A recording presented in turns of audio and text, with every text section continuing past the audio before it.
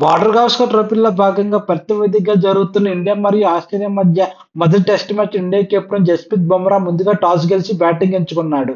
Test match India తరపున తెలుగు కుర్రాడు నితీష్ కుమార్ రెడ్డి మరియు హర్షిత్ రాణా టెస్టుల్లో ఇండియా తరపున డెబ్యూట్ చేశారు. ఇండియా తన ఫస్ట్ ఇన్నింగ్స్ లో 49.4 ఓవర్లలో 150 రన్స్ కాలౌట్ కాగా ఆసియా తన ఫస్ట్ ఇన్నింగ్స్ లో ఫస్ట్ డే కంప్లీట్ అయినప్పటికీ 27 ఓవర్లలో 67 రన్స్ చేసి 7 వికెట్లు కోల్పోయింది. ఇదే బౌలర్ ధాటికి India top order batsmen startup wicket రాల్చుకున్నారు. ఇండియా ఒక దశలో 73 రన్స్ 6 వికెట్లు కోల్పోయి 100 రన్స్ కూడా చేయడం కష్టమైన సందర్భంలో 7th వికెట్ కి రిషబ్ పంత్ మరియు నితీష్ కుమార్ రెడ్డి 45 రన్స్ పార్ట్నర్షిప్ నెలకొల్పారు.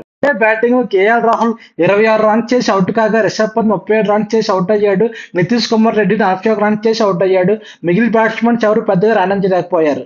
నితీష్ కుమార్ రెడ్డి రాను ఫస్ట్ టెస్ట్ మ్యాచ్ చాలా బాగా రాణించాడు. 7th వికెట్ కి రిషబ్ పంత్ కలిపి చక్కటి పార్ట్నర్షిప్ కలిపి ఇండియాకి ఒక మంచి స్కోర్ ని అందించాడు. బౌలింగ్స్ లో హజల్వుడ్ 4 వికెట్లు మిచెల్ స్టార్క్, కుమిన్స్ మరియు మిచెల్ మార్ష్ చెరో 2 వికెట్లు తీసుకున్నారు.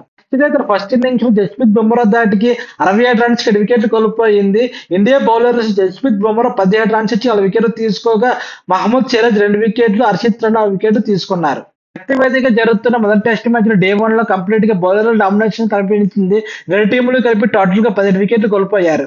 డే 1 క్లోజ్ అయినప్పటికీ ఇండియాకి ఆస్ట్రేలియాపై ఫస్ట్ ఇన్నింగ్స్ 23 రన్స్ లీడ్ సంపాదించగలిగింది. ఇండియా డే 2 లో ఆస్ట్రేలియాను త్వరగా ఆల్అౌట్ చేసి ఇండియా తన సెకండ్ ఇన్నింగ్స్ లో బ్యాటింగ్ లో చాలా బాగా రాణిస్తే ఇండియా ఫస్ట్ టెస్ట్ మ్యాచ్ ఆస్ట్రేలియాపై విజయం సాధించే అవకాశం చాలా బాగున్నాయి.